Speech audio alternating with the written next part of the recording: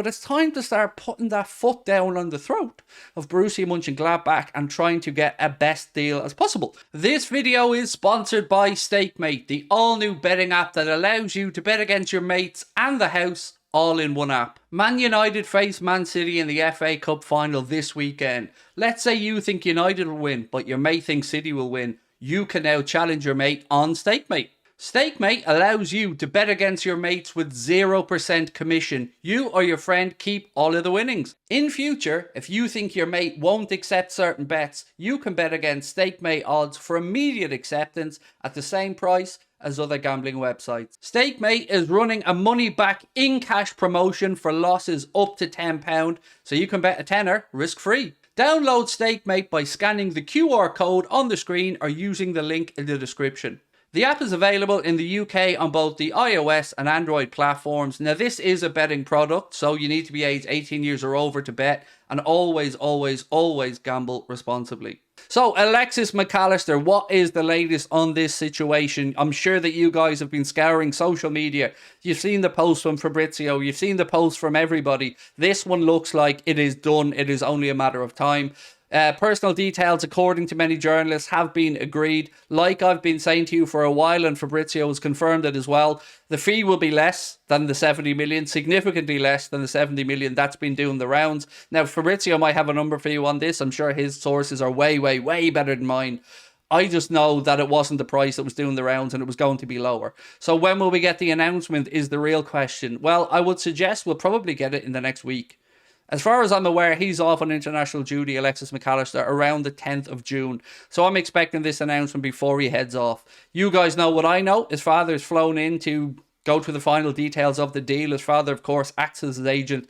And it's believed that he will, I was going to say Fabrizio will wear the number 10. It's believed that Alexis will wear the number 10 at Anfield when he comes in. And brilliant. This, to me, is a brilliant way to kick off the transfer window. It is perfect. It is nailed on. It is a guarantee of a good player that will fit the system. So I've got absolutely no notes on this one. Look at me, John, for the first time ever. Well done, John.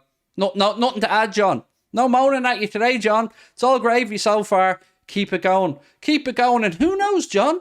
Who knows? Maybe you and me someday will be sitting on that yacht toasted. No, we won't. We won't, John. But either way, keep it going. So we move on now to Manu Kone. And the news today seems that Liverpool are again pushing hard to get this done. But they have a weakness. Their weakness is they need money. They need to move players on. They need to free up cash. And of course, they need to start rebuilding themselves. So I know it's a bit of a shithouse thing to do, but it's time to start putting that foot down on the throat of Borussia Mönchengladbach and trying to get a best deal as possible. Now, look, the price seems to be around 35-40 million euro. It's already really fair, but you know, it's our job as the buying club to try and knock that down as much as we can. So I don't have a timescale on this for you. I don't know how far along it is, but it does look like the concrete interest is indeed concrete. Because if the concrete interest wasn't concrete, then what would it be? But it is concrete, apparently. So it looks like Liverpool are going to be pushing on that one now. There's reports to say that we're going to try and hash out a deal in the coming week or so. I honestly don't know, but we know that this is George Schmadtke's area of excellence, I guess. He knows the German market, and he, as they put the other day, and I love this phrase, he likes to play transfer poker. He likes to do it out in the open. He doesn't like to do it under the radar like Michael Edwards, Julian Ward and Liverpool have done in the past. He likes to do it publicly. And for me, I don't give a shit. I don't care if he does it publicly and private. It's the results that matter to me. So I hope that he gets that deal over the line and he gets it over the line soon. And again, keep your eyes peeled because information will be coming thick and fast as Liverpool and Jurgen Klopp look to get these new recruits in. Now, on Levi Colwill, there was a bid turned down. I believe it was from Brighton for him. I don't know if Liverpool's interest is strong in Levi Colwill, but he was a player mentioned linked to the club. So it looks like he is available for sale, perhaps. But Brighton's initial offer, I think, was turned down. So we move on to Caoimhín and Kelleher. And as you guys may or may not know, Stephen Kenny, the Irish manager, has been speaking about Caoimhín and Kelleher, and he said that he expects him to move on this summer. And I don't disagree, because he's 24 years of age. He's a damn good goalkeeper, but he's behind Alisson Becker, and that's where he's going to remain while Alisson Becker's at the club, because Alisson is probably the best goalkeeper in the world. It's no shame to be number 2 to him at a football club, but if Caoimhín wants to go and have his own career, obviously try and challenge Gavin Bazunu for the number 1 shirt in Ireland, then he needs to be playing regularly. So from Liverpool's perspective, the exact opposite of what I spoke about a minute ago, now Liverpool need to get as much money for Caoimhín Kelleher as they possibly can. And I've seen figures of 20 and 25 million being mentioned as the number maybe we're looking for. I think that's entirely fair. Yes, we'd love to see a buyback clause in there if possible, but I think it is time to allow Caoimhín Kelleher, if he so wishes, to go and challenge and be that number 1 somewhere else, because 24 years of age, it's a tough business as a goalkeeper. If you're a right back, you can maybe be utilised in midfield or somewhere else, but if you're a keeper, that's it. You're a keeper and you barely get a sniff unless the other keeper's injured. So I understand it from Kelleher's perspective. I understand it from Liverpool's perspective. But what worries me is, if he does move on, who's going to come in as a number 2? Because, and I don't think this will come as a surprise to you, my friends, I don't want Adrian San Miguel being the number 2. I'm already worried enough about him being the number 3. So who comes in? Do Liverpool go out there and bring in that keeper from Germany that we've seen mentioned recently? Or is there somebody else? I don't know. Let me know in the comment section. We move on now to a little bit on Kefren Thuram.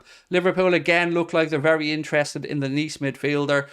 His injury record, it's a perfect one. Fucking none. 0 injuries. Excuse the language, but 0 injuries. And that's what we want. We need a bulletproof type player. We haven't had one really since Gini Wijnaldum, so I'll be over the moon with that one if we can get that over the line. And the last little thing I wanted to speak about, I guess, was an update on the situation with Fabio Carvalho. So we know that Leipzig put the bid in.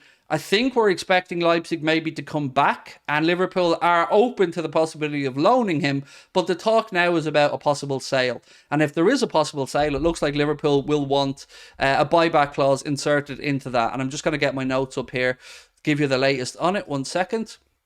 So this comes in from Fabrizio Romano, and the Anfield Talk posted it. And by the way, shout out again to the Anfield Talk, a very, very fine Liverpool fan channel account. Do give them a follow if you're on social media. I don't have any vested interest in the Anfield Talk. I don't even know the guys that run the Anfield Talk, but I do like their work, and I think they're probably the most consistent of all the fan accounts out there. So give the lads at the Anfield Talk a follow. They've been saying Liverpool are convinced Fabio Carvalho has huge potential. He's very professional this year, according to Jurgen Klopp.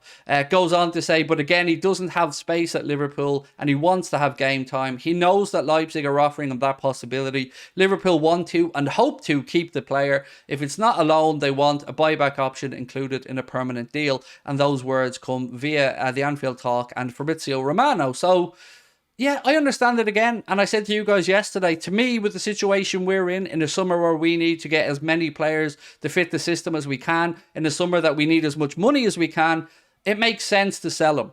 I know it sounds more harsh, but if you sell him with a buyback clause, at least you're bringing in cash. You're bringing in the opportunity to reinvest that this summer, and then you can reevaluate. If he goes out on loan, yes, you're probably getting his wages covered. Maybe you're receiving a little loan fee, but you can't really invest that money, and we need as much as we can get. So if it is viewed best for Fabio Carvalho that he moves on, I think he could do a lot worse than going to a club like Leipzig or a club that are in the Champions League. And you know what? I back the kid. I do. He's a great football player, and I think with a bit of confidence, with a bit of rhythm in his play, a bit more game time, I think maybe we will exercise that buyback clause. And it looks like Liverpool do think of Fabio Carvalho as somebody that they can certainly rely on in the future. So I want to know what you guys think about it. And lastly, I want your thoughts on the fullback situation. So we've seen Benjamin Pavard's name mentioned, but I've not seen a whole lot more.